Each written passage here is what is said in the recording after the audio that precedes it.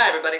The big takeaways from this brief section of Chapter 13 on sexual paraphilic disorders are these. In this really interesting chapter, we focus only on the paraphilias because these have a complex psychological and emotional reasons behind them, the psychological and emotional foundation behind them.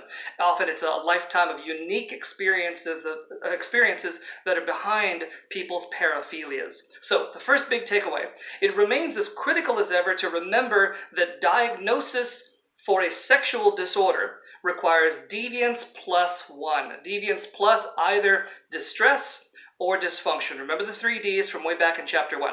Deviant behavior by itself, simply doing these behaviors that are in the chapter, does not make the diagnosis. So paraphilias, or paraphilic behavior, can exist privately in many people's lives for years and not reach an abnormal level that includes their complaining about distress or some kind of dysfunction in their life. So remember that continuum between normal and abnormal, especially in a chapter like this.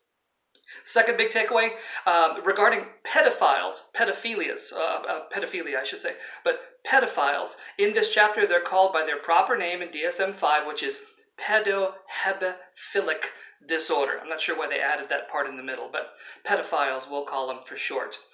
Please be sure to read the PDF file that's inside this module called The Case of Jesse Timindquist. This is an example of a psychologically complex pedophile of interest to us in this chapter.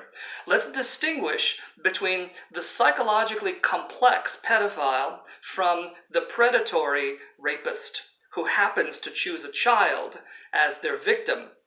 That predator, the predatory rapist of a child, is more accurately considered to be antisocial personality disorder. This person's committing a crime with intent.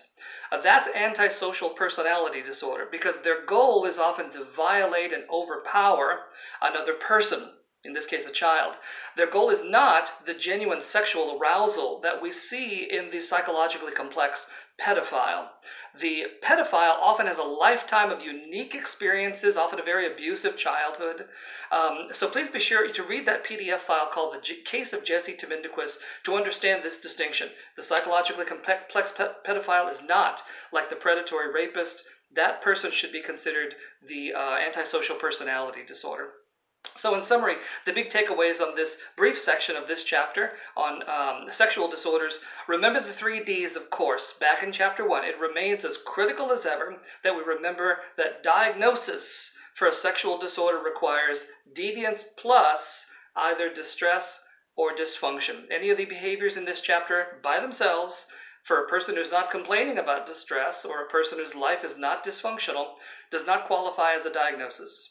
The second thing to remember is about pedophiles specifically.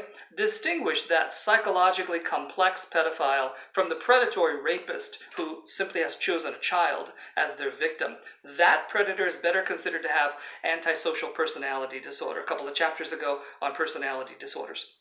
Those are the big takeaways from chapter 13 on sexual paraphilic disorders. Thanks, everybody.